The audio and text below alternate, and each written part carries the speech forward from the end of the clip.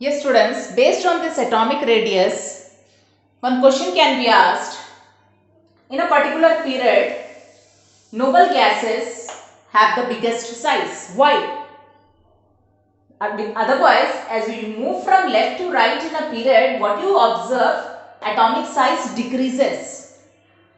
But noble gases in that particular period has the biggest size. Why?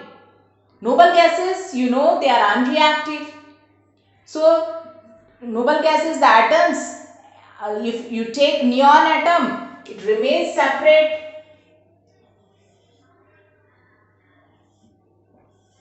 Two atoms of neon or two atoms of any other noble gases, they do not combine with each other.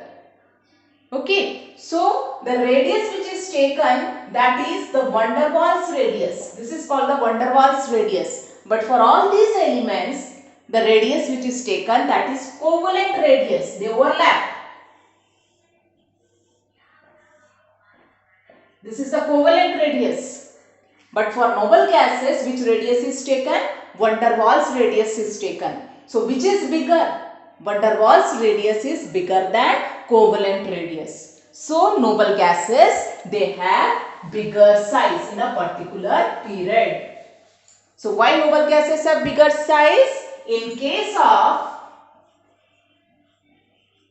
noble gases, atomic radius refers to van der Waals radius.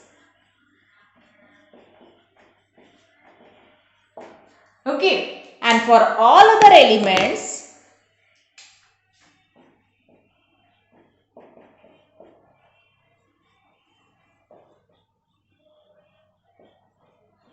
atomic radius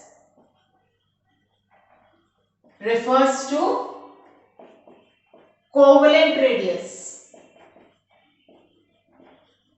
And which is bigger, van der Waals radius or covalent radius? Van der Waals radius is bigger than covalent radius.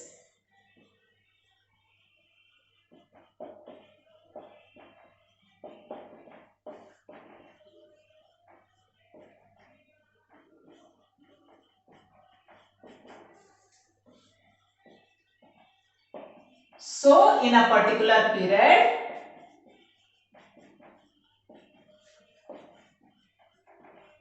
noble gases has the biggest size. Okay. So, for noble gases, which radius is taken? Van der Waals radius. And for all other elements, which radius is taken? Covalent radius. Which is bigger in size?